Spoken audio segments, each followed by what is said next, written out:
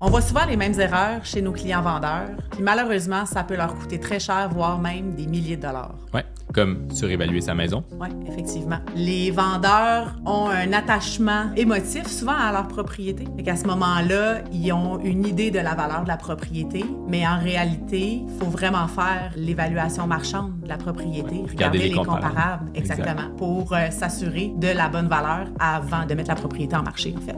Bien dit. La deuxième qu'on voit souvent, moi je trouve, c'est ils préparent pas leur maison avant de la mettre en vente. Il y a beaucoup de vendeurs qui se disent « mais c'est pas grave, ils vont voir le potentiel ». Mais la réalité, c'est que c'est vraiment pas tous les acheteurs qui visitent une propriété qui sont capables de se projeter. Il y en a qui sont pas bons en décoration, il y en a qui voient pas plus loin que la couleur des murs, puis de bien préparer une propriété, ça fait toute la différence, je pense. Comme genre épurer, laver la maison et tout, tu veux dire? Exactement. Enlever les portraits de famille des fois qui sont un petit peu plus intimes. Ouais. On en voit des choses comme ça. Ouais. Puis un autre que ça m'arrive souvent, là, choisir un courtier parce qu'on le connaît. Ouais, celle-là est tough parce qu'on veut travailler avec les gens qu'on connaît, on leur fait confiance, mais je pense que c'est important d'aller au-delà du lien qu'on a avec la personne, puis c'est s'assurer. Est-ce que la personne a des bonnes stratégies? Est-ce qu'elle connaît son marché? Puis est-ce qu'elle offre les résultats escomptés aussi? C'est important d'évaluer ça. Tout ça pour dire, si tu veux éviter en tant que vendeur de faire ces erreurs-là et de laisser de l'argent sur la table, appelle-nous, ça va nous faire plaisir de t'aider.